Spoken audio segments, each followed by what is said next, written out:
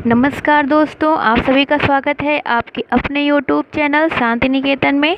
जैसा कि आप सभी को पता है कि हम हिंदी व्याकरण के तहत हमने वर्ण विचार को पढ़ लिया है, जिसके अंतर्गत हमने वर्णों को जाना, वर्ण किसे कहते हैं, कितने वर्ण होते हैं, और साथ ही साथ वर्णों के प्रकार, शब्द, स्वर और व्यंजन के बारे में हमने विस्तार से चर्चा कर ली है। इस तरह वर्ण विचार ये जो टॉपिक था उस पर हमने विस्तृत चर्चा की हुई है और काफ़ी अच्छे से हमने समझ लिया है।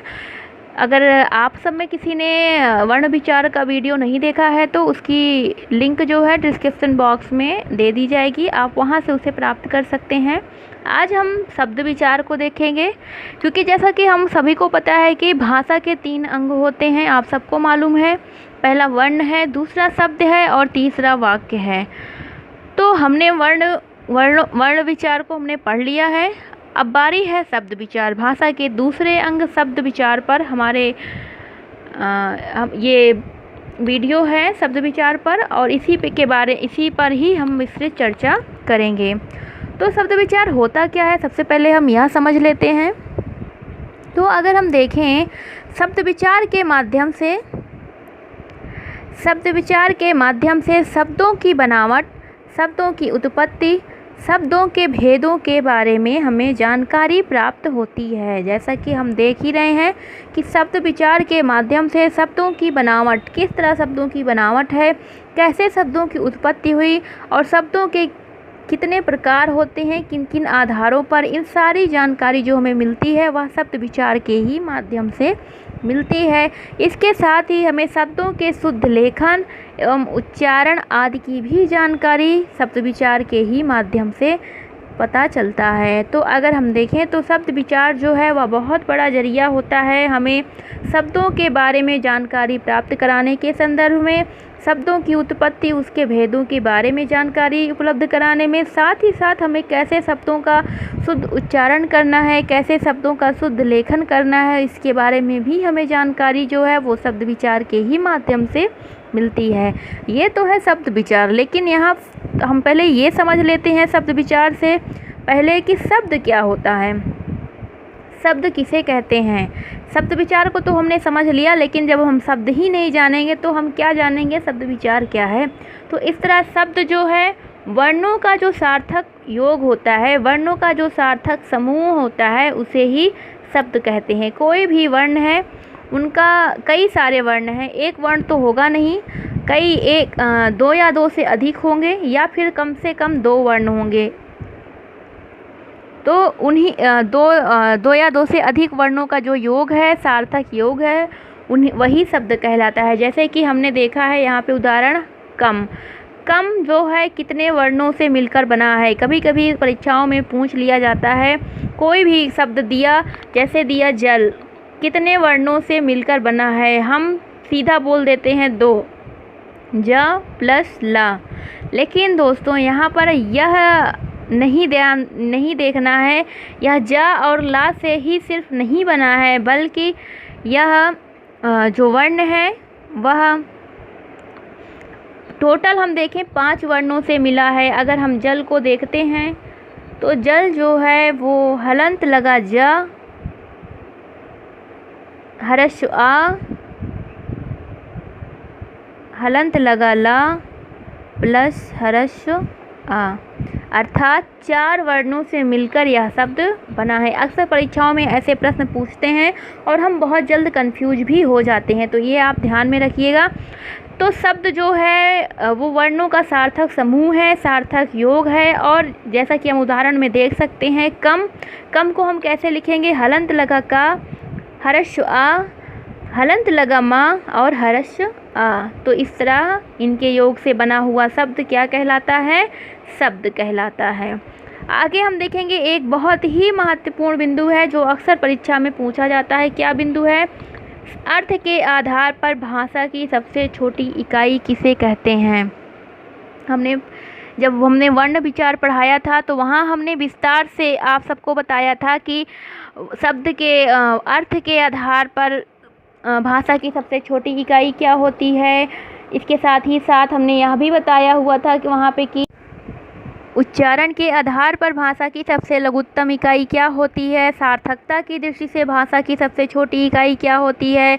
भाषा की पूर्ण सार्थक इकाई क्या है? और ये सारी चीज़ें हमने वहाँ पर आपको दी हुई है, उस वीडियो में सारी जानकारी है। अगर आपने नहीं देखा है तो आप ज़रूर देखें। वह बहुत ही ज़्यादा इम्पॉर्टेंट ये सारी लाइनें हैं, ये सारे इससे बहुत ही इम्पॉर्टेंट क्वेश्चन बन जाते हैं जो कि अक्सर परीक्षाओं में कन्फ्यूजन भी क्रिएट करते हैं। जैसे कि अर्थ के आधार पर भाषा की सबसे छोटी इकाई जो है वो शब्द है। इसके साथ ही साथ अगर हम देखें तो सार्थकता की दृष्टि से भाषा की जो लघुत्तम इकाई होती है वह भी शब्द ही होती है। और अगर हम देखें कि उच्चारण की दृष्टि से भाषा की सबसे छोटी इकाई क्या है, तो अगर हम उसे देखेंगे तो वह ध्वनि है, ना कि शब्द। यहाँ पे शब्द सबसे उच्चारण की दृष्टि से भाषा की सबसे छोटी इकाई शब्द ना होकर ध्वनि होती है। और अगर पूछे कि भाषा की सबसे छोटी इकाई क्या है तो वह वर्ण होती है। तो इस तरह आप इन सारी चीज़ों को ध्यान में रखिए। तो यह तो था शब्द, हमने शब्द को समझ लिया। अब हम आगे देखेंगे कि शब्द विचार को कितने भागों में वर्गीकृत किया गया है। तो हम देखें तो 4 आधार हैं, इसके वर्गीकरण के 4 आधार हैं जिसके आधार पर शब्द विचार को वर्गीकृत किया गया है। पहला आधार है उत्पत्ति के आधार पर। यह बहुत ही ज़्यादा एग्ज़ाम में परीक्षाओं में पूछा जाता है प्रश्न की उत्पत्ति के आधार पर शब्द विचार को कितने भागों में बांटा गया, व्युत्पत्ति के आधार पर शब्द विचार को कितने भागों में बांटा गया, विकार के आधार पर शब्द विचार को कितने भागों में बांटा गया। तो बहुत ही ज़्यादा परीक्षाओं में पूछा जाता है यह प्रश्न, तो आप इसे हमेशा ध्यान में रखें। उत्पत्ति के आधार पर जो है वह शब्द विचार जो है वो 5 भागों में बांटा जाता है।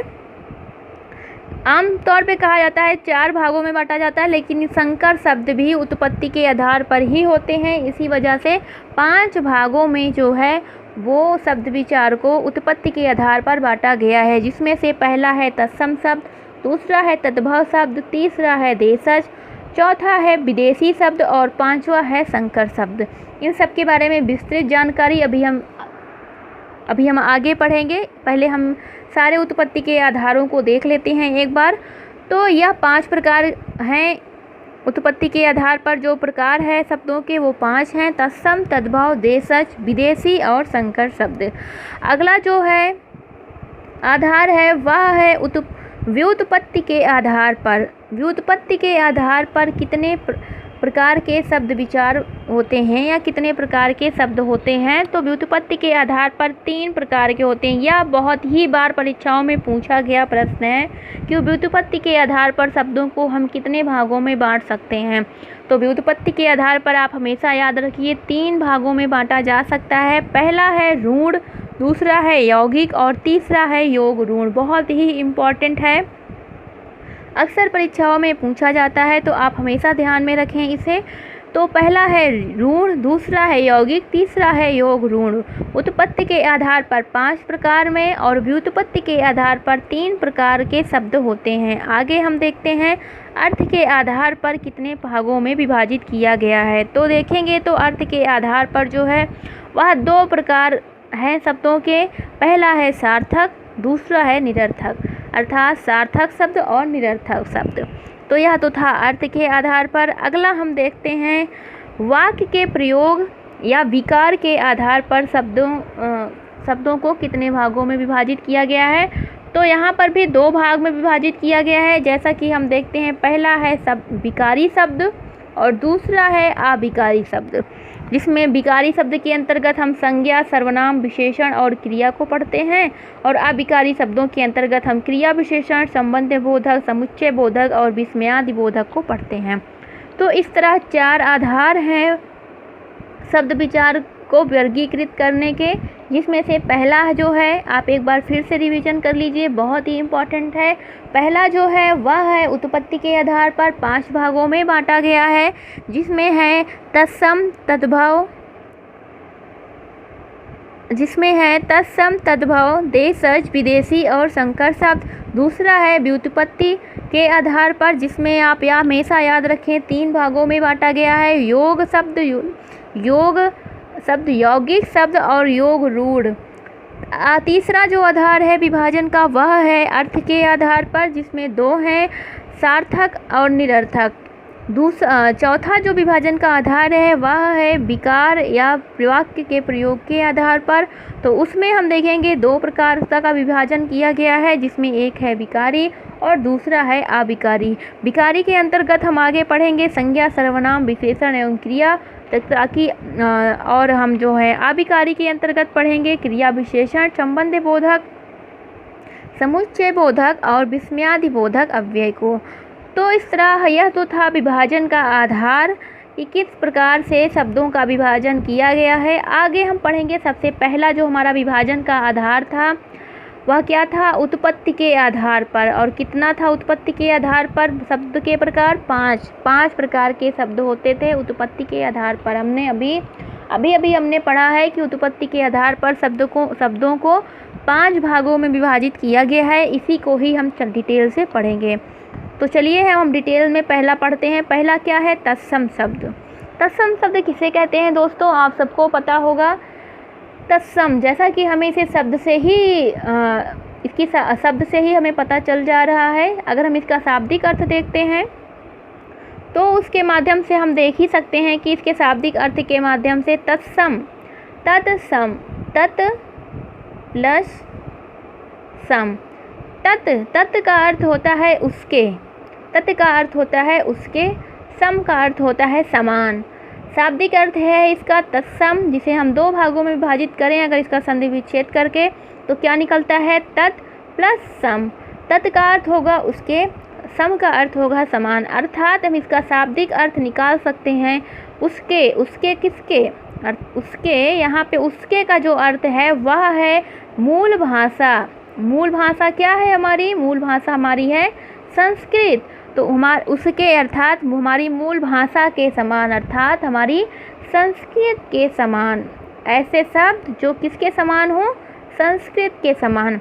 संस्कृत को मूल भाषा क्यों कहा जाता है, क्योंकि कहा जाता है सभी भाषाओं की जननी है वह। हमारी खास तौर हिंदी भाषा के लिए, क्योंकि वहीं से उसका उद्गम हुआ है। क्योंकि हम जैसे जानते ही हैं कि पहले सबसे प्राचीन जो भाषा थी, प्राचीन भारतीय आर्य भाषा, वहाँ से वैदिक संस्कृति का जन्म हुआ था। वैदिक संस्कृति जो थी वह धीरे धीरे लौकिक संस्कृति, और लौकिक संस्कृति का परिवर्तित रूप पाली में, और पाली का परिवर्तित रूप प्राकृत, और प्राकृत का परिवर्तित रूप अपभ्रंश बना। और अपभ्रंश के ही एक प्रकार सौरसेनी अपभ्रंश से ही हमारी हिंदी का जन्म होता है। तो इस तरह हम देखेंगे कि उसके समान, अर्थात जो सीधे संस्कृत के समान हैं, ऐसे शब्द जो संस्कृत के समान हैं वो क्या कहलाते हैं, तत्सम शब्द। वो क्या कहलाते हैं, तत्सम शब्द कहलाते हैं। तो अगर हम कहें कि क्या इसकी परिभाषा हम देख लेते हैं एक बार, क्या है, मूल भाषा संस्कृत के वे शब्द जो बिना किसी रूप परिवर्तन के हिंदी में प्रयुक्त होने लगे और आज भी प्रयुक्त होते हैं, वे शब्द क्या कहलाते हैं, तत्सम शब्द। मतलब ऐसे संस्कृत के शब्द या ऐसी हमारी संस्कृत जो मूल भाषा है उसके ऐसे शब्द जो अपना रूप परिवर्तन नहीं किए, ज्यों के त्यों वे जैसे संस्कृत में प्रयुक्त होते थे वैसे ही आज भी इतने परिवर्तन के बावजूद भी वो त्यों के त्यों हमारी हिंदी भाषा में प्रयुक्त होते हैं, और पहले भी प्रयुक्त होते थे और आज भी प्रयुक्त हो रहे हैं। तो उनमें कोई परिवर्तन नहीं हुआ है, तो वे एकदम संस्कृत के ही समान हैं। तो वो शब्द क्या कहलाते हैं, तत्सम शब्द कहलाते हैं। अगर हम देखें इसके कुछ हमने उदाहरणों को लिखा है, आप समझ गए होंगे कि तत्सम शब्द किसे कहते हैं। आशा है हमें, अगर नहीं समझ में आया है तो आप हमें कमेंट करके ज़रूर बताएं, हम आपके समस्या का समाधान अवश्य करेंगे। अगर हम देखें तो तत्सम शब्द जैसे देखिए आत्मा, आशा, उद्घाटन, अग्नि, आखेट, गोधूम, उच्च, वंश, पक्ष, ये सारे क्या हैं, तत्सम शब्द। हमें देखने से ही लगता है संस्कृत निष्ठ जैसे हैं, संस्कृत निष्ठ हैं, संस्कृत के समान हैं। और बोलने में हम थोड़ा सा ऐसे भी अंदाज़ा लगा सकते हैं कि तत्सम शब्द वे होते हैं जो नॉर्मल बोलचाल की भाषा से थोड़ा सा, जिनकी शब्दावली थोड़ी ना कठिन हो, तो वे शब्द अक्सर संस्कृत से ही होते हैं। ऐसे भी हम नॉर्मल भाषा में ट्रिक के तौर पे यूज कर सकते हैं कि जो थोड़ा सा आम बोलचाल के हिसाब से थोड़ी सी लैंग्वेज जो भाषा थोड़ी सी जो शब्दावली जो थोड़ी सी है टफ लगे, तो वो क्या हो जाता है, तत्सम शब्द अक्सर होते हैं, सभी नहीं। अब हम तद्भव को देखेंगे। तद्भव किसे कहते हैं? तत्सम को तो हमने समझ लिया। अगर हम और भी चाहें तो तत्सम शब्दों का उदाहरण देख सकते हैं। अभी हमने सिर्फ इतना ही तत्सम शब्दों का उदाहरण देखा है। आशा, आत्मा, उद्घाटन, अग्नि, आखेट, गौधूम, उच्च, वंश, पक्ष और भी उदाहरण हैं। अगर आप चाहें तो हम उन्हें और भी उदाहरण आपको उपलब्ध करा सकते हैं, लेकिन इतना हमें लगा कि इतना देना पर्याप्त है। और तो बहुत सारे उदाहरण हैं, जैसे इच्छु, कमल, कृत्यग्रह और क्षेत्र, गलन, गैरिक, चर्मकार, गौधूम तो हमने बोल ही दिया है। इसके साथ ही तीक्ष्ण हुआ और दाक्षरा हुआ, दधि, जीर्ण, यव, ज्ञान, याति, पतन, तड़ाग, ये सारे पल्लव, ये सारे क्या हैं? ये सारे तत्सम शब्द हैं। तो बहुत सारे शब्द हैं, बहुत ही शब्द हैं। हम कितने शब्दों को यहाँ आपको बताएंगे। तो ये हमने छोटा सा उदाहरण दिया हुआ है कि आप ताकि तत्सम शब्दों को आसानी से समझ सकें कि ऐसे तत्सम शब्द होते हैं। आगे हम देखते हैं तद्भव शब्द किसे कहते हैं। तद्भव जैसा कि शाब्दिक अर्थ अगर इसका हम देखें तो यह दो शब्दों से मिलकर बना है। अगर हम इसका संधि विच्छेद करें तो हमें क्या मिलता है? तत् प्लस भव, दो शब्द मिला। तत् का अर्थ है उसके, भव का अर्थ है उत्पन्न होना या फिर उससे होना। तो उसके अर्थात किससे? वही हमारी मूल भाषा, उसके का अर्थ है वही हमारी मूल भाषा। मूल भाषा कौन है? संस्कृत, वही जो हमारी मूल भाषा है। संस्कृत से उत्पन्न, वहाँ पे क्या था? तत्सम में क्या था? उसके समान, अर्थात संस्कृत के समान, ज्यों त्यों संस्कृत में जैसे यूज हो रहे हैं वैसे ही सेम हिंदी में यूज हो रहे हैं। लेकिन यहाँ पे देखिए क्या है, यहाँ पे है उससे उत्पन्न। संस्कृत से उत्पन्न तो हुए हैं लेकिन संस्कृत के समान नहीं है। ये बहुत ही बड़ा अंतर है, आप इन्हें ध्यान में रखे रहिए। हम इसकी परिभाषाओं को देखें, अगर परिभाषा बहुत ही सिंपल है, जैसा कि हम सेम तत्सम का उल्टा, मूल भाषा संस्कृत के वे शब्द जो मूल भाषा संस्कृत थे, क्योंकि हम जानते हैं हमारी भाषा बदलती चली आई है। संस्कृत से लौकिक, वैदिक संस्कृत से लौकिक संस्कृत जो संस्कृत कहलाई, वहाँ से पाली, फिर प्राकृत, अपभ्रंश और अपभ्रंश की ही एक शाखा सौरसेनी अपभ्रंश से जाकर हिंदी का जन्म हुआ।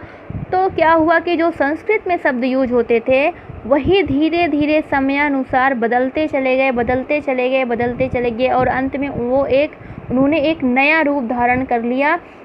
उत्पन्न तो हुए थे संस्कृत से ही, लेकिन वो संस्कृत के समान नहीं रह गए। वो क्या किए, अपना एक नया रूप उन्होंने बदलते उनका इतना परिवर्तन हुआ कि उन्होंने स्वयं में एक नया रूप धारण कर लिया और वे शब्द तद्भव कहलाए। जैसे हम परिभाषा अगर देखें तो मूल भाषा संस्कृत के वे शब्द जो समयानुसार धीरे धीरे हिंदी तक आते परिवर्तित हो गए, तद्भव शब्द कहलाते हैं। तो यह तो था तद्भव शब्द की परिभाषा। आगे हम कुछ तद्भव के उदाहरण लिए हैं जो कि आप तत्सम के हिसाब से देख सकते हैं। हमने ये तत्सम का उदाहरण आपको दिया था, हम इन्हीं का ही तद्भव आपको बता देंगे, उसी के संदर्भ में आप समझ लीजिए। आत्मा हमने बोला था तत्सम है, तो आप देख लीजिए इसका तद्भव क्या हो जाएगा। आप ये आत्मा शब्द इतना परिवर्तित होता चला आया, यह भी यूज हो रहा है हिंदी में, आत्मा भी यूज हो रहा है, लेकिन या तो तत्सम है, लेकिन अधिकांशतः अगर बोलचाल की भाषा में देखें तो आप शब्द यूज होता है। तो यह इसका परिवर्तित रूप है, नया रूप इसने अपना धारण कर लिया। आप आशा जो है वह एक तद्भव शब्द है, लेकिन इसका तत्सम शब्द है, लेकिन इसका तद्भव जो है वो क्या है? आस। उद्घाटन का तद्भव क्या कहलाएगा? उघाड़ना। आखेट का तद्भव क्या है? आहेर। पक्ष का तद्भव क्या है? पंख। तो यह तो था हमारा तत्सम और तद्भव। अब हम देखेंगे कुछ तत्सम और तद्भव के नियम, क्योंकि थोड़ा सा नियम देख लेंगे, उससे हमें पता चलेगा कि कैसे, जैसे परीक्षाओं में अक्सर पूछ लेता है इसमें से कौन से शब्द तत्सम नहीं है या कौन सा शब्द तद्भव नहीं है, बहुत ही ज़्यादा परीक्षाओं में पूछा जाता है। तो अगर हमें नियम पता रहेगा उस हिसाब से हमें बहुत ही आसानी होगी तुरंत पहचानने में कि अच्छा इसमें ये नियम का यूज हुआ है, अच्छा ये है, ये तद्भव है, अच्छा इसमें ये नियम यूज हुआ है, ये तत्सम है। तो अगर हम नियम जानते रहेंगे तो हमें, क्योंकि बहुत सारे तद्भव और बहुत सारे तत्सम हैं, कभी कभी तो कुछ तद्भव और तत्सम ऐसे होते हैं कि हमें कन्फ्यूजन क्रिएट हो जाता है, हम समझ ही नहीं पाते ये तत्सम है या तद्भव। इसलिए थोड़ा सा नियम हमें जानना बहुत ज़रूरी है, जिसकी वजह से हमें सरलता से हम इन्हें पहचान सकें। तो पहला हमारा नियम नंबर फर्स्ट क्या है? नियम नंबर फर्स्ट है जितने भी संयुक्ताक्षर हैं, जितने भी संयुक्ताक्षर हैं, वो कोई भी संयुक्ताक्षर हो, चाहे, क्योंकि संयुक्ताक्षर है तो चाहे वो छ, त्रंग, ज्ञ और स्रा हो, जो हमारे संयुक्ताक्षर व्यंजन हैं, और चाहे वो अगर हम कोई भी, यह भी क्या है, एक संयुक्ताक्षर है। अगर हम देखें तो ये क्या है, चछ, चछ, चछ क्या है, यह भी एक संयुक्ताक्षर है। अगर हम देखें तो स्य, यह क्या है, यह भी एक संयुक्ताक्षर है। तो कोई भी जब जो दो व्यंजनों के योग से बनता है, दो व्यंजनों के योग से बना हुआ कोई भी जो शब्द होता है संयुक्ताक्षर कहलाता है। तो यह जो संयुक्ताक्षर हमारे खास जो संयुक्ताक्षर व्यंजन हैं, छ, त्रंग, ज्ञ और स्रा, इसके साथ ही साथ जितने भी संयुक्ताक्षर शब्द बनेंगे, तो किसी भी संयुक्ताक्षर शब्द का प्रयोग, इन सारे संयुक्ताक्षर शब्द का प्रयोग जिनके भी साथ होगा, किसी कोई भी संयुक्ताक्षर शब्द है जिनका प्रयोग किसी के साथ अगर होता है तो वे शब्द क्या होते हैं, अक्सर तत्सम कहलाते हैं। अधिकांशतः वे तत्सम होते हैं। जैसे हमने देखा, हमने क्या देखा था कि ये क्या है, अच्छी, आम्र, आम्र में क्या है, आम्र, आम्र, यहाँ पे र और म है, ये क्या है, संयुक्ताक्षर है, संयुक्ताक्षर है, जिस वजह से आम्र क्या होता है, आम्र तत्सम शब्द है। हस्त, हस्त क्या है, हस्त भी संयुक्ताक्षर है, इसमें स, हस्त, अस्त, ये सा, अधसा और ये जो ता है, ये क्या है, संयुक्ताक्षर है, ये क्या है, संयुक्ताक्षर है, जिस वजह से हस्त भी क्या, कौन सा शब्द हो जाएगा, तत्सम शब्द है, यह भी क्या है, तत्सम शब्द है। इस तरह पहला हमारा नियम क्या है कि जितने भी संयुक्ताक्षर हैं उनका प्रयोग जिनके भी साथ होता है, अधिकांशतः वे सारे शब्द क्या कहलाते हैं, तत्सम ही होते हैं, वे सारे शब्द तत्सम ही कहलाते हैं। दूसरा नियम क्या है, अनुनासिक के प्रयोग से बना शब्द अधिकांशतः हम देखते हैं तत्सम न होकर तद्भव होता है, लेकिन अनुस्वार से बना शब्द अक्सर तत्सम होता है। अगर हम देखें तो अनुनासिक, अनुनासिक से बना हुआ शब्द क्या कहा जा रहा है, अनुनासिक से बना हुआ शब्द जो है वो तत्सम ना होकर बल्कि अधिकांशतः देखने को मिलता है कि वो तद्भव होता है। अनुनासिक से जो शब्द बनते हैं वो अक्सर तद्भव होते हैं, और अनुस्वार से जो शब्द बनते हैं अक्सर हम देखते हैं कि वो क्या होते हैं, तत्सम होते हैं। और यह हमारा दूसरा नियम है, बहुत ही इम्पॉर्टेंट नियम है। जैसे कि हम इसका उदाहरण भी समझ सकते हैं। हमने यहाँ पे लिखा है चांद, ये क्या, यहाँ इस पे क्या लगा हुआ है, ये चा के ऊपर क्या लगा हुआ है, ये अनुनासिक का चिन्ह है। ये जो चंद्र बिंदी है ये क्या है, अनुनासिक का चिन्ह है। और अनुनासिक के शब्द क्या होते हैं, हमेशा अनुनासिक के शब्द हमेशा तद्भव होते हैं। और जैसा कि हम जानते हैं कि चांद शब्द तद्भव है, और चांद का तत्सम क्या है, चंद्र। चंद्र को हम अगर देखें तो हम ऐसे भी लिखते हैं। और ये क्या है, ये जो एक बिंदी लगी हुई है चंद्र बिंदु, ये क्या है, चंद्र बिंदु हमारा अनुस्वार है। और अनुस्वार, जिस शब्द पर अनुस्वार होता है वो अक्सर क्या होते हैं, वे शब्द तत्सम होते हैं। और हमें पता है जैसा कि चांद शब्द जो है वो है तद्भव और चंद्र शब्द जो है वह तत्सम है। इसके साथ ही अगर हम देखें तो यह जो है अंधेरा, आँख, आँख का यहाँ पे ज़रूरी नहीं है, हमने मतलब यहाँ पे ये बोला है अक्सर होते हैं, सदैव नहीं होते, अक्सर होते हैं, अधिकांशतः होते हैं, लेकिन सदैव नहीं होते। तो यहाँ पे आप यहाँ भी हमने एक उदाहरण आपको दिया हुआ है ताकि आप कंफ्यूज ना हो क्योंकि हमेशा नहीं होते हैं, अक्सर अधिकांशतः होते हैं। ये आपको ध्यान में रखने की बात है। एक उदाहरण हमने इसी से लेके दिया है, जैसे आँख। आँख क्या है? देखिए अनुनासिक है और इसमें क्या है? यह तद्भव है। आँख जो है तद्भव है, लेकिन आँख का तत्सम क्या है? अच्छी है, अच्छी है। इसके साथ ही आँख का तत्सम क्या हो जाएगा? नेत्र हो जाएगा, लेकिन इसका तद्भव क्या है? आँख है। आगे हम देखेंगे एक और उदाहरण है जो दोनों पर बहुत ही अच्छे बैठता है, अंधेरा। अंधेरा हम देख रहे हैं यहाँ पे अनुनासिक है और यहाँ पे अनुस्वार, और दोनों ही यह तत्सम का रूप है और यह जो है वह तद्भव का रूप है। यह तत्सम का रूप है और यह जो है वह तद्भव का रूप है। और इस तरह हम देखते हैं यह जो है अंधेरा जो होता है वह तद्भव शब्द और अंधकार जो है वह तत्सम शब्द कहलाता है। इसके साथ ही अगला जो नियम है, अगला जो पॉइंट है बहुत ही इम्पॉर्टेंट है, उसको हम देखते हैं। अगला जो बिंदु है वह इस तरह है कि सह तालव्य सा। ये कौन सा सा है? तालव्य सा। तालव्य सा तत्सम में तथा दंत सा तद्भव में अधिकांशतः प्रयुक्त होते हैं। ये जो तालव्य सा है अधिकांशतः, इसका हम देखते हैं जो यूज है वह तत्सम शब्दों में होता है, और जबकि दंत सा जो है उसका यूज अधिकांशतः देखें तो हम तद्भव शब्दों में होता है। तो इसका उदाहरण भी हम देख सकते हैं, जैसे श्यामल क्या है? एक तत्सम शब्द है और इसकी का तद्भव है सांवला, जो कि क्या है? तद्भव शब्द है। शुक्र तत्सम है। सुआ, देखिए यहाँ पे तालव्य सा दंत सा में बदल गया है और वही शब्द जो है तद्भव में परिवर्तित हो गया है। साक जो शब्द है, साक तालव्य सा है और यह एक तत्सम शब्द है, और जबकि यह साग जो है वह क्या है? यहाँ पे दंत सा का यूज हुआ है और वैसे भी ये शब्द क्या है? तद्भव है। श्वास, श्वास भी हम जैसा कि जानते हैं तत्सम शब्द है, और सांस जो है वो क्या है? तद्भव शब्द है। तो हाँ, उम्मीद है आप सबको समझ आया होगा। अगला बिंदु हम देखते हैं।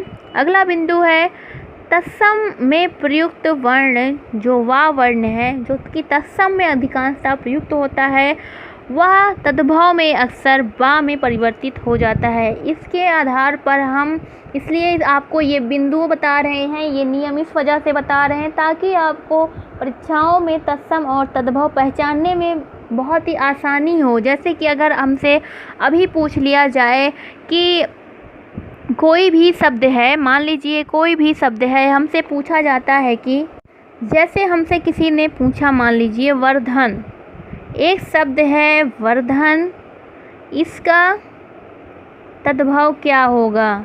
शब्द है वर्धन, इसका जो है तद्भव क्या होगा? अगर हमें पता है यह नियम कि अधिकांशतः नहीं होते, ये आप हमेशा याद रखिएगा, लेकिन हम पहचान सकते हैं कि कौन होते हैं और कौन नहीं होते। तो ये जो वा यूज हुआ है, जो ये वा वर्ण यूज हुआ है, जो कि तत्सम शब्द है वर्धन एक, इसका तद्भव क्या होगा? आप हमें बताएं कमेंट करके ज़रूर। उम्मीद है आप सब सही कमेंट करके बताएंगे, और कमेंट करें, हमें बताएं कि वर्धन का तद्भव क्या होगा। और जैसा कि हम देख सकते हैं जो वर्धन शब्द है इसका तद्भव वा को, अगर आपको पता है, आपने ये नियम पढ़ा हुआ है, एग्ज़ाम में पूछा कि वर्धन शब्द का तद्भव क्या होगा, आपको नियम पता है कि वा वर्ण जो है वो अधिकांशतः तत्सम में और यही बदल कर वा वर्ण तद्भव में यूज हो जाता है बा के रूप में। तो आपको ये नियम पता है, आप तुरंत सोच लेंगे वर्धन, वर्धन, ज्ञानवर्धन, जैसे हम क्या बोलते हैं, ज्ञानवर्धन, शक्तिवर्धन, ये सारी चीज़ें हम यूज करते हैं, आम बोलचाल की भाषा में यूज करते हैं, ज्ञानवर्धन, शक्तिवर्धन। इससे क्या पता चल रहा है? ज्ञान वर्धन, ज्ञान बढ़ाने वाला, शक्ति बढ़ाने वाला। तो बढ़ाने वाला अर्थात वर्धन का क्या अर्थ होगा? ये जो वा है वो जा के तद्भव में क्या हो जाएगा? बा, और ये क्या हो जाएगा? बढ़ना, बढ़ना। वर्धन का तद्भव क्या होगा? बढ़ना, बढ़ना वर्धन का तद्भव है। और अगर आपको यह नियम पता है तो आप बहुत ही जल्द आसानी से अपना बिना समय गंवाए परीक्षा में अपना समय की बचत करते हुए आप बहुत ही आसानी से, बहुत ही जल्दी और सही जवाब लगा सकते हैं। इसी वजह से आपको यह सारे बिंदु जानना बहुत ही ज़रूरी है। तो इस तरह अगर हम इसके कुछ और उदाहरण देखें, जैसे वणिक, वणिक हम देख रहे हैं, वणिक है, इसका तद्भव क्या है? बनिया। आप देख ही रहे हैं किस तरह से वा वर्ण वा में परिवर्तित होकर तत्सम से तद्भव हो गया है। धीरे धीरे यूज होते हुए सारी भाषाओं में इनका इस्तेमाल होते हुए अनेक भाषाओं में कैसे इनका रूप परिवर्तित हुआ है। वर यात्रा एक तत्सम शब्द है, लेकिन कैसे इसका रूप परिवर्तित हो गया है बारात के रूप में, जो कि आजकल अक्सर आम भाई यूज होता ही है, यही वर्ड यूज होता है, बारात, बारात जो। तो इसको हम देख सकते हैं वर यात्रा, जो कि कैसे इसका रूप हो गया है, तद्भव रूप हो गया है बारात। वत्स, जैसा कि हम देखते हैं अगर सीरियल्स वगैरह देख रहे हैं, महाभारत रामायण, तो उसमें अधिकांशतः भाई धार्मिक चीज़ों में हम वत्स शब्द बहुत सुनने को हमें मिलता है। वत्स, देखिए वत्स, सुनिए वत्स, तो बहुत सारा ये वत्स शब्द सुनने को हमें मिलता है। कोई भी धार्मिक अगर हम सीरियल देखते हैं तो ये वत्स क्या है, वत्स का तद्भव जाके क्या हो गया, धीरे धीरे जो वत्स का तद्भव है, ये जो वत्स है वो अपना रूप परिवर्तित करता करता स्वयं में एक नया रूप परिवर्तित कर लिया, और इसका तद्भव क्या कहलाया? बच्चा। इसका तद्भव क्या कहलाया? बच्चा। वासगृह, इसी तरह एक है वासगृह, वासगृह का अर्थ क्या होता है? बसेरा, बसेरा। इसी तरह बहुत सारे हैं उदाहरण, लेकिन इतना हमें लगता है आपको समझाने के लिए यह बिंदु पर्याप्त था। अगला हम देखते हैं, अगला जो नियम है वह क्या है? अगला नियम है हमारा कि री के प्रयोग से बना शब्द क्या होता है? अक्सर तत्सम होता है। री के प्रयोग से अक्सर जो शब्द बना होता है वो क्या होता है? तत्सम कहलाता है, तत्सम होता है। जैसे हम उदाहरण स्वरूप देख ही सकते हैं, घृत, मृत्तिका, श्रृंगार या श्रृंखला, ये सारे शब्द क्या हैं? तत्सम हैं। तो अगर हमें कहीं भी तद्भव या तत्सम छांटने के लिए एग्ज़ाम में आता है तो हम बहुत ही अच्छे तरीके से इन नियमों का यूज करके हम आसानी से पहचान सकते हैं कि कहाँ पर तद्भव और कहाँ पर तत्सम शब्द है। तो हमें उम्मीद है आपको यह तत्सम और तद्भव बहुत अच्छे से समझ में आ गया होगा। अगला हमारा बिंदु है देशज शब्द। अगला जो हमारा बिंदु है वह क्या है? देशज शब्द, जिसके बारे में हम देखेंगे, जिसका शाब्दिक अर्थ ही हमें देखने को मिलता है दो शब्दों से मिलकर बना हुआ है।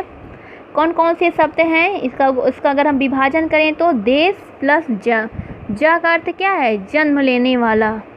देश मतलब देश में, देश में अर्थात हम कह सकते हैं देश में जन्म लेने वाली भाषा। ऐसे शब्द या ऐसे भाषा, ऐसे शब्द जो हमारे ही देश में जन्म ली हुई है। किसी भी देश में, किसी भी देश की भाषा है उसमें जो देशज शब्द होते हैं वो उसी देश में जन्म लेने वाले शब्द होते हैं। कह सकते हैं कि यह कुछ मनगढ़ंत शब्द होते हैं जो अनायास ही हम यूज कर लेते हैं। अगर हम जैसे देखें एक सटीक परिभाषा के रूप में इसे, तो सटीक परिभाषा के रूप में अगर हम इसे देखते हैं तो सटीक परिभाषा इसकी है आंचलिकता या क्षेत्रीयता के प्रभाव से। आंचलिकता किसी अंचल विशेष या क्षेत्र विशेष के प्रभाव से स्थानीय बोलियों या आंचलिक भाषाओं में, स्थानीय बोलियों या आंचलिक भाषाओं से हिंदी में प्रवेश करने वाले शब्द देशज शब्द कहलाते हैं। परिभाषा थोड़ी आपको ठक्कर लगी होगी, थोड़ी समझने वाली भाषा है कि कोई भी अगर कोई भी क्षेत्र है, उस क्षेत्र विशेष से, उस अंचल विशेष से प्रभावित होकर कोई अगर वहाँ की स्थानीय बोली या वहाँ की स्थानीय भाषा से कोई शब्द निकलकर हिंदी में आ रहे हैं तो वो सारे शब्द क्या कहलाते हैं? देशज शब्द कहलाते हैं। जैसा कि हम देख सकते हैं कि बहुत सारे शब्द होते हैं जो अनायास ही हम यूज कर लेते हैं। एक साधारण भाषा में अगर हम इसकी एक और परिभाषा देखें तो वो क्या है? ऐसे शब्द जिनकी उत्पत्ति का हमें पता ही नहीं चलता, ऐसे शब्द जिसकी उत्पत्ति का हमें पता ही नहीं चलता, वे शब्द क्या होते हैं? देशज होते हैं। वे शब्द देशज होते हैं जिनकी उत्पत्ति का हमें पता ही नहीं चलता, मनगढ़ंत होते हैं। वो अनायास ही हिंदी में कब अपना रूप धारण कर लेते हैं, कब अपना स्थान बना लेते हैं, हमें पता ही नहीं चलता। धीरे धीरे क्षेत्रीयता और आंचलिकता के प्रभाव से, जैसे कि हम उदाहरण समझ सकते हैं, हम आम तौर की भाषा में बोलचाल की भाषा में देखते ही हैं, जैसे किलकारी। किलकारी जो ये वर्ड है एक देशज वर्ड है, एक देशज शब्द है। किलकारी जो शब्द है एक देशज शब्द है। खर्राटा, खर्राटा कहीं से कोई संस्कृत से नहीं आया है या इसी देश से अपनी आंचलिकता या क्षेत्रीयता से प्रभावित होकर स्थानीय भाषाओं से निकला हुआ शब्द है जो हिंदी में प्रयुक्त होने लगा। खर्राटा, सनसनाहट, ऊट पटांग, झोला, झोला, गाड़ी, पिल्ला, काका, कटोरा, ये सारे क्या हैं? ये सारे देशज शब्द हैं। और भी बहुत सारे देशज शब्द हैं जो कि परीक्षाओं में अक्सर पूछा जाता है कि इसमें से कौन से शब्द देशज हैं। जैसे कि अगर हम देखें उड़द, कच्चा, कटोरा, कटोरा तो हमने देखा ही है, कटोरा हो गया, डंडा हो गया, झूठ, झूठ जो शब्द है वह भी देशज शब्द है। पापड़, पेट, भंगी, माला, डंका, ठेस, लोटा, सूजी, इडली, सांभर और डोसा, यह भी कहाँ क्या है? देशज शब्द है। इडली, सांभर, इडली, सांभर और डोसा यह द्रविड़ भाषा से आया हुआ शब्द है जो कि हिंदी में यूज होता है। इडली, सांभर और डोसा। झंडा, यह भी क्या है? चूड़ी, कांच, काका, कुटी, कज्जल, चंदन, ये सारे शब्द जो हैं देशज हैं। बहुत सारे शब्द हैं, तो इतना समझने के लिए आपके लिए काफ़ी है और आप इन्हें याद रखें कि कौन से शब्द देशज हैं। देखने पर ही पता चल जाता है कि कौन से शब्द देशज हैं। तो उम्मीद है आप सबको समझ में आया होगा। अगला बिंदु हम देखते हैं। अगला बिंदु है विदेशी शब्द। अगला जो हमारा बिंदु है वह है विदेशी शब्द। विदेशी शब्द क्या हैं? जैसा कि हम सबको पता है कि हमारा देश क्या था, प्राचीन काल से यहाँ पर एक से एक विदेशी आक्रमणकारी आते ही रहे हैं। वे फिर चाहे शुरू से ही, चाहे यूनान हो, चाहे शक हो, कुषाण हो, तुर्की हो, मुग़ल हो या फिर ईसाई, एक के बाद एक कोई एक जाता है तो कोई एक आता है, तो क्रम बना हुआ था। अंग्रेज़ों के बाद से तो ठप है, लेकिन प्राचीन काल से ये क्रम बना हुआ था। यूनानी आए, शक आए, कुषाण आए, तुर्की आए, मुग़ल आए, ईसाई वाले आए, तो ये सारे आए तो यहाँ रहे। यहाँ पे इन्होंने क्या किया? इन्होंने हमारी सभ्यता को प्रभावित किया और हमारी सभ्यता से भी ये भी प्रभावित हुए। और इस तरह जब हमारी सभ्यता प्रभावित हुई तो जाहिर सी बात है हमारी भाषा भी प्रभावित हुई, और भाषा प्रभावित हुई तो हमारी भाषा के कुछ शब्द उनकी भाषाओं में और उनकी भाषा में के कुछ शब्द हमारी भाषाओं में प्रयुक्त होने लगे, यूज होने लगे, प्रयोग में लाए जाने लगे।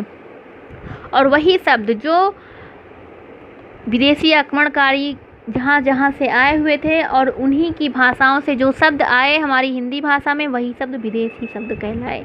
इसकी एक परिभाषा हम देख लेते हैं। इन्हें आगत शब्द भी कहते हैं, यह भी आप जान लीजिए। आगत यानी आने वाला। तो इसकी एक परिभाषा आप देख लीजिए। हिंदी व संस्कृत को छोड़कर अन्य देश या विदेशी भाषा से आए वे शब्द जो हिंदी में प्रयुक्त हो रहे हैं विदेशी या आगत शब्द कहलाते हैं। जैसे कि बहुत सारी भाषाओं से हमारे शब्द आए हुए हैं, जिसमें से अरबी, फारसी, यूनानी, तुर्की, पुर्तगाली, अंग्रेज़ी, बहुत सारी भाषाएं हैं, जिसमें से हमने कुछ भाषाओं को लिया हुआ है और उनसे आए हुए कुछ शब्दों को हमने संकलित किया है। थोड़ा सा आप देख लीजिए, जल्दी जल्दी एक नज़र हम डाल लेते हैं, क्योंकि परीक्षाओं में अक्सर पूछ लेता है कि ये शब्द कौन सी भाषा से लिया गया है या कौन सी भाषा से संबंधित है। तो इस तरह से आप जानते रहेंगे। जैसे अरबी भाषा से जो शब्द आए हुए हैं हमारे हिंदी में, वे क्या हैं? किताब, किताब जो है वो अरबी भाषा का शब्द है। ईमान, अमीर, औलाद, खबर, फैसला, लिफाफा, हवालात, दुकान, औरत, फ़कीर, कानून, खत, कलम, ये सारे क्या हैं? ये सारे जो हैं अरबी भाषा से आए हुए शब्द हैं। बहुत सारे हैं, लेकिन हमने बस इतना ही रखा है परीक्षा के दृष्टिकोण से। आगे है पुर्तगाली शब्द, जिसमें आप देखिए काजू, इस्पात, ये सारे क्या हैं? पुर्तगाली शब्द हैं जो हमारी हिंदी में यूज होते हैं। पुर्तगाली शब्द हैं काजू, इस्पात, तौलिया, तंबाकू, कमरा, आलमारी, गमला, पिस्तौल, ये सारे क्या हैं? पुर्तगाली शब्द है। अगला हम देखें फारसी शब्द। अगला है फारसी शब्द, जिसमें हम देख सकते हैं फारसी शब्द के अंतर्गत गुलाब। गुलाब क्या है? फारसी का एक फारसी शब्द है यह। चश्मा, तमाशा, शादी, बहरा, आमदनी, चाबुक, गवाह, तरकस, ये सारे शब्द क्या हैं? ये सारे शब्द जो हैं वह फारसी शब्द हैं। बहुत सारे शब्द हैं फारसी के, बहुत ही ज़्यादा शब्द हैं जो यूज हुए हैं। जैसे अभी हम गोश्त, चिराग और जोश, जान, दिल, कमीना और उम्मीद, आवाज़, आफत, आवारा। और अगर हम देखें तो नापसंद, नाव, दवा, पलक, पारा, पेशा, गश, गुम, गवाह, गरम, बेवा, मादा, मलाई, मलीदा, तनख्वाह, तबाह, दरबार, दंगल, दिलेर, वरना, वापिस, शोर, सितारा, सुर्ख, सरदार, सरकार, सूद, सौदागर, जहर, जादू, रंग, यार, याद, मुर्गा, ये सारे शब्द क्या हैं? फारसी शब्द हैं। चीन से आए हुए कुछ शब्द हैं, जिसमें से चाय, चीनी, चीकू और चीनी। इसके साथ ही जापानी शब्द हैं, बहुत ही कम चीनी हैं जापानी शब्द। रिक्शा है और जम्पान।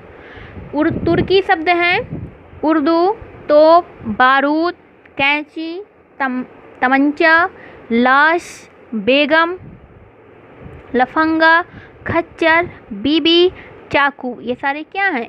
ये सारे जो हैं यह तुर्की शब्द हैं।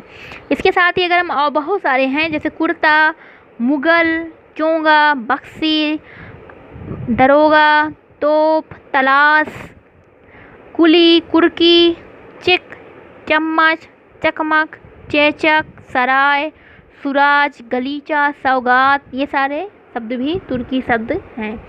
आगे देखते हैं रूसी शब्द। रूसी शब्द है वोदका। रूसी शब्द है वोदका या फिर रूबल। वोदका और रूबल। अंग्रेजी शब्द है कुछ, जिसमें अंग्रेजी के तो बहुत सारे शब्द यूज होते हैं, बहुत ही सारे शब्द प्रयोग में लाए जाते हैं, जिसमें से कुछ शब्द हैं, हमने कुछ ही शब्दों को रखा हुआ है, जिसमें अपील, डायरी, टिकट, फीस, अस्पताल, पुलिस, सिनेमा, स्वेटर। साथ ही अगर हम देखें school, college, library, pen, pencil, collector, अफसर, टेलीफोन, ट्रेन, इसके साथ ही tax, scooter, bus, car, order, court, cancer, cholera, ये सारे शब्द, बहुत ही शब्द, अनगिनत शब्द अंग्रेजी के तो बहुत ही ज़्यादा शब्द हिंदी में प्रयोग होते हैं। और आजकल तो वैसे भी प्रयोजन मूलक हिंदी हो गई है। आजकल तो बोलचाल की भाषा में हिंदी अगर हम बोल रहे हैं तो उसमें अंग्रेजी का अधिकांशतः जो प्रयोग है वो हमें अक्सर देखने को मिल ही जाता है। जैसा कि हमारी भी भाषा में आपको कहीं कहीं दिख जाता होगा, जैसे हम भी बोल देते हैं कि हाँ ये शब्द यूज किए गए हैं, तो यह भी क्या है? एक प्रयोजन मूलक हिंदी है। हिंदी में अधिकांशतः अंग्रेजी के शब्द जो हैं वो हिंदी के ही समान प्रयुक्त हो रहे हैं, हिंदी के ही समान प्रयोग किए जा रहे हैं।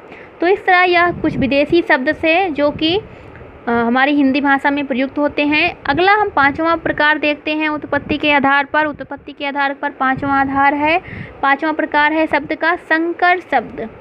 संकर शब्द वे शब्द होते हैं जो दो अलग अलग भाषाओं के शब्दों को जुड़कर बनते हैं। अर्थात हम कह सकते हैं कि दो अलग अलग भाषाओं को, उनके शब्दों को, भाषाओं को या उनके शब्दों को उनके भाषाओं अलग अलग भाषाओं के शब्दों को, दो अलग अलग भाषाओं के शब्दों को जोड़कर बनाया गया एक नया शब्द जो होता है वह संकर शब्द कहलाता है। जैसा कि हम देख सकते हैं कि संकर शब्द जो है वह दो भाषाओं से मिलकर बना है, इस वजह से इसे मिश्रित भाषा भी संकर शब्द जो हैं उन्हें मिश्रित शब्द भी कह दिया जाता है। अगर हम इसके उदाहरण को देखें तो हमने कुछ उदाहरणों को लिया हुआ है, जैसे छायादार। छायादार में आप देख रहे हैं दो भाषाओं के शब्द इसमें हमें दिख रहे हैं। जैसे अगर हम देखें तो छाया, छाया प्लस दार। छाया क्या है? छाया जो है वो संस्कृत का शब्द है और ये जो दार है वो फारसी का शब्द है। ये छाया है संस्कृत का शब्द और जो दार है वो क्या है? फारसी का शब्द है। दार फारसी का शब्द, छाया संस्कृत का शब्द। दो भाषाओं के शब्दों से बना हुआ शब्द संकर शब्द। छायादार क्या है? संकर शब्द है। टिकट घर। टिकट घर जैसा कि हम जानते हैं टिकट क्या है, अभी हमने पढ़ा था, अंग्रेजी शब्द है, अंग्रेजी भाषा का शब्द है और घर हिंदी भाषा का शब्द है। तो क्या हुआ, मिला के क्या हो गया? टिकट घर एक संकर शब्द। इसके साथ ही अगर हम देखें तो कुछ और उदाहरण हैं। लाठी चार्ज, मोटर गाड़ी, रेलगाड़ी, वोट दाता, ये सारे क्या हैं? संकर शब्द। तो जितने भी शब्द हैं अगर वे सारे शब्द दो अलग अलग भाषाओं के शब्दों से बने हुए हैं तो संकर शब्द कहलाते हैं। इस तरह यह था हमारा पहला जो प्रकार है, पहला जो आधार है विभाजन का उत्पत्ति के आधार पर, वो हमने पढ़ा। दूसरा विभाजन का जो आधार है उसे हम अब पढ़ेंगे। जो दूसरा आधार है उसे हम पढ़ेंगे व्युत्पत्ति या संरचना, व्युत्पत्ति, संरचना या बनावट या रचना के आधार पर शब्दों के प्रकार। व्युत्पत्ति कभी कभी पूछ लेता है, आप इन सभी शब्दों को ध्यान में रखें। कभी पूछेगा व्युत्पत्ति के आधार पर आप शब्द कितने प्रकार के होते हैं बताइए। कभी पूछ लेगा बनावट के आधार पर शब्द कितने प्रकार के होते हैं, आप उत्तर दीजिए। रचना के आधार पर शब्द कितने प्रकार के होते हैं बताइए, या फिर संरचना के आधार पर शब्द कितने प्रकार के होते हैं, जवाब दीजिए। तो आप कंफ्यूज ना हो इसलिए हमने चारों को यहाँ पे रखा हुआ है। तो आप इसे इन चारों के को ही ध्यान में रखिएगा। व्युत्पत्ति या संरचना या बनावट या फिर रचना के आधार पर शब्द के प्रकार। और ये प्रकार कितने होते हैं? 3 प्रकार होते हैं। इसे आपने पिछले पढ़ा ही है और आगे अब हम उन तीनों का थोड़ा विस्तृत रूप देखेंगे। पहला जो है वह है ऋण शब्द। ये ऋण क्या है? पहला तो हमने बता दिया ऋण है। ऋण क्या होता क्या है? ऋण शब्द। तो अगर हम इसका शाब्दिक अर्थ देखें तो ऋण कहते नहीं है बहुत, ऋण का जैसे शब्द से ही है, शाब्दिक अर्थ इसका क्या निकल के आता है? निश्चित, एक निश्चित। और निश्चित क्या अर्थ? एक निश्चित अर्थ। अर्थात हम कह सकते हैं ऐसे शब्द जिनका अपना निश्चित अर्थ होता है, ऐसे शब्द जिनका अपना निश्चित अर्थ होता है ऋण शब्द कहलाते हैं। या फिर हम ये भी कह सकते हैं कि इसके साथ ही साथ हम यह भी कह सकते हैं कि ऋण शब्दों में अन्य किसी शब्दों का योग नहीं होता है। ऋण शब्दों में किसी अन्य शब्दों का योग नहीं हो सकता। अर्थात ऐसे शब्दों में संधि, समास, उपग्रह और प्रत्यय नहीं होते, इनका योग नहीं होता। ऐसे कोई शब्द ये नहीं होते जो दो शब्दों से मिलकर बने नहीं होते। मतलब ऋण जो शब्द होते हैं वो सिंगल शब्द होते हैं और इनका अपना एक निश्चित अर्थ होता है, यह किसी अन्य शब्दों से मिलकर नहीं बने होते। और यह बहुत ही ज़्यादा ध्यान देने योग्य बात है क्योंकि यह संधि, समास, उपसर्ग और प्रत्यय जो है यह शब्द बनाने के 4 इकाई हैं। शब्द बनाने की 4 इकाई हैं। ये चारों शब्द बनाने की 4 इकाई हैं और इन चारों ही इकाइयों के आधार पर भी ऋण शब्द जो हैं, इन इकाइयों के आधार पर जो शब्द बनते हैं वे शब्द ऋण शब्द नहीं होते। ऋण शब्द सिर्फ सिंगल शब्द होते हैं, उनका अपना एक निश्चित अर्थ होता है। तो अगर हम देखें तो जैसे उदाहरण है नल। नल की हम ना ही संधि कर सकते हैं, ना ही इसका समास है कोई, ना उपसर्ग इसमें कोई लगा है और ना ही इसमें कोई प्रत्यय का प्रयोग किया गया है। ऐसे ही जल, कल, पानी, हाथी, रात, ये सारे शब्द क्या हैं? सिंगल शब्द हैं। इनका एक अर्थ निश्चित अर्थ है, इनका अर्थ आप परिवर्तित नहीं कर सकते, इनका एक अपना एक निश्चित अर्थ है और ये शब्द ना ही किसी संधि, समास, उपसर्ग और प्रत्यय से बने हुए हैं, ना ही इनमें किसी अन्य शब्दों का योग है। इस तरह यह स्वतंत्र हैं, इनका अपना एक निश्चित अर्थ होता है ऋण शब्दों का। उम्मीद है आपको ऋण शब्द समझ में आ गए होंगे। अगला हम देखते हैं यौगिक शब्द। यौगिक शब्द किसे कहते हैं? तो यौगिक का जैसा कि हम शाब्दिक अर्थ हम निकाल ही सकते हैं। शाब्दिक अर्थ इसका क्या है? योग प्लस इक।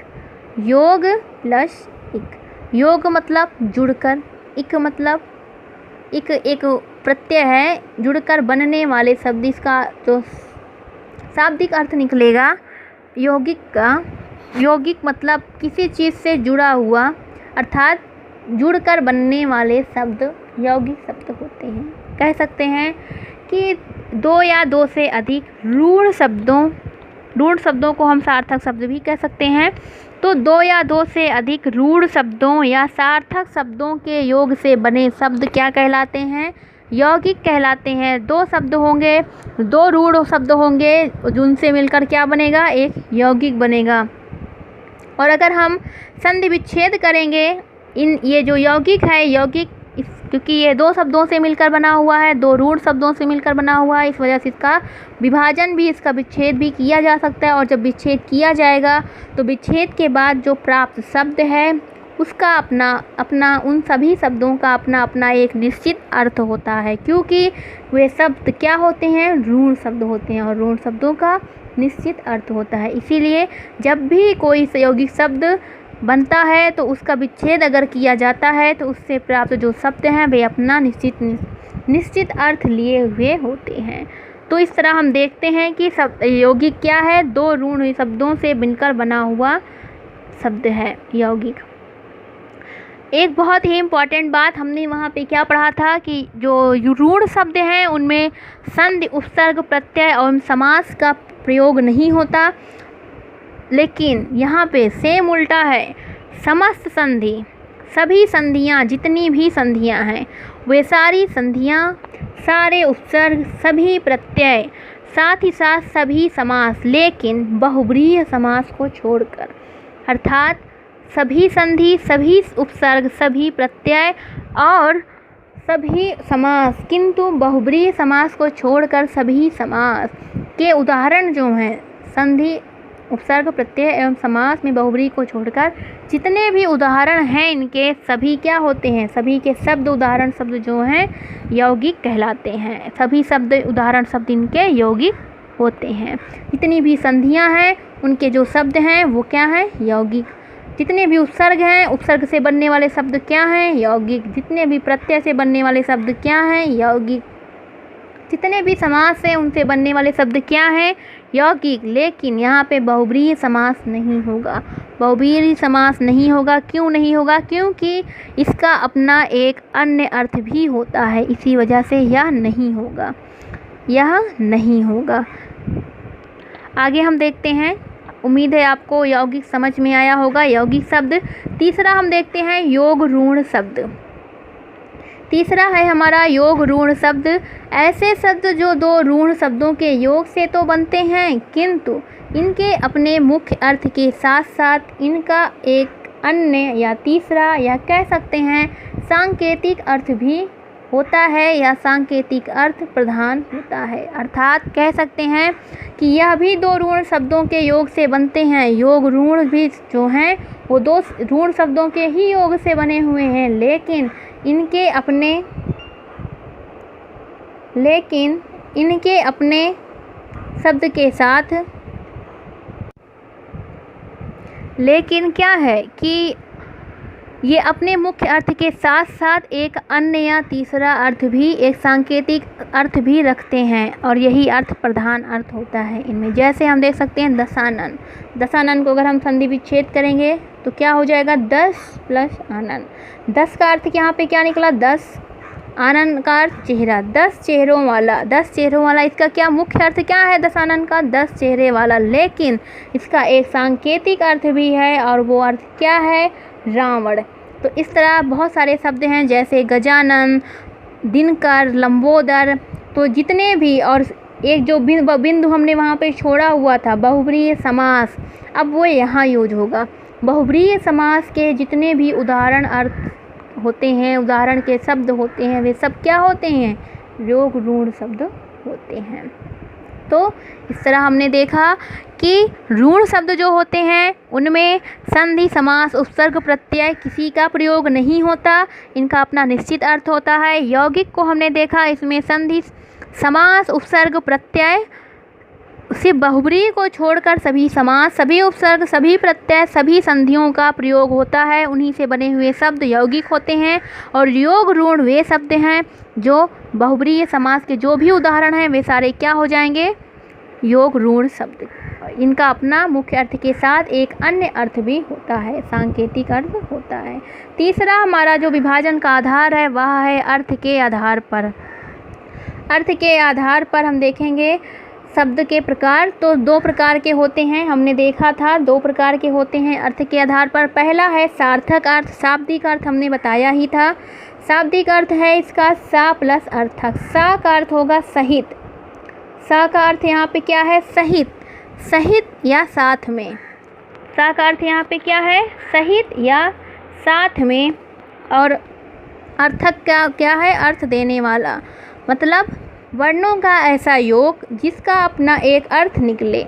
अच्छा चलिए पहले हम पढ़ लेते हैं इसको। सार्थक शब्द, वर्णों का ऐसा योग जिसका अपना एक अर्थ निकले तथा भाषा में यह अकेले प्रयोग में लाए जाते हों, सार्थक शब्द कहलाते हैं। हमने सार्थक शब्द समझा हमने, लेकिन इससे पहले हम देख लेते हैं कि सार्थक और निरर्थक दो प्रकार के हैं अर्थ के आधार पर। सार्थक तो ठीक है, क्योंकि वर्णों का जब योग होगा, हम पहले ही जानते हैं वर्णों के सार्थक योग, सार्थक वर्णों के समूह को ही शब्द कहते हैं। तो पहला तो सही है कि सार्थक शब्द होते हैं, लेकिन दूसरा क्यों बना, क्योंकि वर्णों का जो योग होता है, सार्थक वर्णों का योग होता जो है वही शब्द कहलाता है। तो निरर्थक शब्द कैसे आ गए, जब जिसका अर्थ ही नहीं निकलेगा तो आखिर ये यूज क्यों हुए, ये हमारी भाषा में यूज क्यों हुए। तो हम इसको ये समझने की बहुत ही ज़रूरत है, इसको हम देखेंगे अभी अच्छे से। तो वर्णों का ऐसा योग जिसका अपना एक अर्थ निकले, अर्थात सार्थक शब्द जो हैं वो ऐसे हैं, इनका अपना एक निश्चित अर्थ निकलता है। साथ ही साथ ये भाषा में हमेशा अकेले भी प्रयुक्त होते हैं और ये किसी के साथ भी प्रयुक्त हो सकते हैं, लेकिन ये अकेले भी प्रयुक्त किए जा सकते हैं। तो वे सारे शब्द क्या कहलाएंगे, सार्थक शब्द। निरर्थक शब्द क्या हैं, आपको सार्थक अगर नहीं समझ में आया अभी अच्छे से समझ में आ जाएगा। जरा निरर्थक को आप समझ लीजिए, अभी उदाहरण के जरिए आपको सब समझ में, आपके सारे डाउट्स क्लियर हो जाएंगे। निरर्थक शब्द निर प्लस अर्थक से बना है। निर का अर्थ जैसा कि हम सब जानते हैं रहित या के बिना, अर्थक माने अर्थ के, अर्थात बिना अर्थ के। देख सकते हैं परिभाषा, वर्णों का ऐसा योग जिनका कोई अर्थ नहीं होता और भाषा में यह अकेले प्रयोग नहीं किए जा सकते, निरर्थक शब्द कहलाते हैं। मतलब ना ही इनका अर्थ होता है और यह भाषा में प्रयुक्त होते हैं किंतु अकेले प्रयोग में नहीं लाए जाते, निरर्थक शब्द कहलाते हैं। उदाहरण देखते हैं, उदाहरण से आपको समझ में आ जाएगा कि सार्थक शब्द क्या हैं और निरर्थक शब्द क्या हैं। जैसे हम हमेशा बोल देते हैं, अरे सब्जी वब्जी लाने गए थे, रोटी सोटी खाना है, चाय वाय पीना है, खाना वाना खाना है। तो ये रोटी तो क्या है, सार्थक शब्द है, लेकिन ये वोटी जो हम यूज करते हैं, ये जो हमने वोटी यूज किया, ये क्या है, ये एक निरर्थक शब्द है। और ये अकेले प्रयुक्त नहीं होगा क्योंकि जब रोटी यूज होगा तो रोटी के साथ साथ उसके पीछे पीछे ये निरर्थक शब्द चलेगा। रोटी वोटी, चाय वाय, खाना वाना। और जब खाना हम नहीं यूज करेंगे तो वाना का प्रयोग तो हम कर ही नहीं सकते, इसलिए यह अकेले यूज नहीं होंगे, सार्थक शब्दों के साथ ही इनका यूज होता है और इनका कोई अपना अर्थ नहीं होता, इसीलिए यह निरर्थक हैं। तो रोटी वोटी, चाय वाय, खाना वाना, सब्जी वब्जी, पानी सानी हम बोलते हैं ना, तो यही सारे जो हम पीछे वर्ड अपना जोड़ देते हैं यही निरर्थक शब्द कहलाते हैं। तो उम्मीद है आपको समझ में आ गया होगा। चौथा प्रकार हम देखते हैं, चौथा हमारा है विकार, रूप परिवर्तन या फिर बदलाव के आधार पर शब्दों के प्रकार। विकार, रूप परिवर्तन या बदलाव के आधार पर शब्दों के प्रकार। तो या इस प्रकार में शब्दों के दो प्रकार हैं, पहला है विकारी शब्द और दूसरा है अविकारी शब्द। पहला हम समझते हैं विकारी शब्द को। विकारी शब्द ऐसे शब्द जिनमें लिंग वचन काल कारक के आधार पर परिवर्तन होता है वे शब्द विकारी शब्द कहलाते हैं। अर्थात ऐसे शब्द जिनमें विकार यहाँ पे रूप परिवर्तन बदलाव के आधार पर है, तो अर्थात ऐसे शब्द, ऐसे मूल शब्द जिनमें बदलाव हो रहा है और किनके आधार पर बदलाव हो रहा है, लिंग, वचन, काल और कारक। ये 4 हैं शब्द परिवर्तन की इकाइयाँ। क्योंकि यहाँ पे रूप परिवर्तन, विकार और बदलाव को आधार लिया गया है, इसलिए जो शब्द परिवर्तन की 4 इकाइयाँ हैं, लिंग, वचन, काल और कारक, इनके आधार पर यदि मूल शब्द में विकार हो रहा है, बदलाव हो रहा है, तो वे शब्द क्या कहलाएंगे? विकारी शब्द कहलाएंगे। जिनमें से हम देख सकते हैं लिंग के आधार पर, जैसे लड़का, लड़की, लड़की, लड़का और लड़की। वचन के आधार पर हम देखते हैं लड़कियां, लड़के। अगर एक है तो लड़की, 2 है तो 2 लड़कियां, जैसे एक लड़की है तो लड़की, कई सारी लड़कियां हैं तो लड़कियां, एक लड़का है तो लड़का, कई सारे हैं तो लड़के। काल के आधार पर अगर हम आज कोई कार्य वर्तमान में कर रहे हैं, हम कहीं जा रहे हैं तो कहेंगे जाता है, वह जाता है। अगर वो भविष्य में भूतकाल में जा चुका है, पास्ट में जा चुका है, जैसे हमने कल खाना खाया था, या कल वह गया, या हमने खाना खाया, तो ये क्या है? और अगर हमने कहा कि मैं कल खाना खाऊंगा, मैं कल जाऊंगा, वह कल जाएगा, तो ये क्या हो जाता है? काल के आधार पर। इस तरह कारक के आधार पर भी परिवर्तन होता है। तो इस तरह अगर लिंग, वचन, काल और कारक के आधार पर शब्दों में परिवर्तन हो रहा है तो वे शब्द विकारी शब्द कहलाते हैं। इसके अंतर्गत अगर हम देखें तो संज्ञा, सर्वनाम, क्रिया, विशेषण, संज्ञा, सर्वनाम, क्रिया, विशेषण, ये चारों जो हैं विकारी शब्द के अंतर्गत आते हैं। इन्हीं को हम विस्तार से पढ़ेंगे अभी आगे। अगला है प्रकार अविकारी शब्द। अविकारी शब्द किसे कहेंगे हम? अविकारी शब्द ऐसे शब्द जिनमें लिंग, वचन, क्रिया, विशेषण के आधार पर परिवर्तन नहीं होता, वे अविकारी शब्द कहलाते हैं। ऐसे शब्द जो होते हैं उन्हें हम अव्यय भी कहते हैं। अव्यय भी ऐसे शब्द होते हैं जिनमें लिंग, वचन, क्रिया, विशेषण के आधार पर यहाँ पे लिंग, वचन और काल, यहाँ पे गलत हो गया है, लिंग, वचन, काल और कारक। लिंग, वचन, काल, और आप यहाँ पे थोड़ा सही कर लीजिएगा, काल और कारक। लिंग, वचन, काल और कारक के आधार पर परिवर्तन नहीं होता है तो वे शब्द अविकारी शब्द कहलाते हैं। इन्हें अव्यय शब्द भी कहते हैं। इनके अंतर्गत भी आते हैं क्रिया विशेषण, संबंध बोधक अव्यय, समुच्चय बोधक अव्यय एवं विस्मादि बोधक अव्यय। क्रिया विशेषण, संबंध बोधक अव्यय, समुच्चय बोधक अव्यय एवं विस्मादि बोधक अव्यय इसके अंतर्गत आते हैं। इसके साथ ही साथ निपात जो होते हैं, निपात कुछ शब्द होते हैं निपात, जिनके बारे में हम अगली वीडियो में देखेंगे, विस्तार से देखेंगे।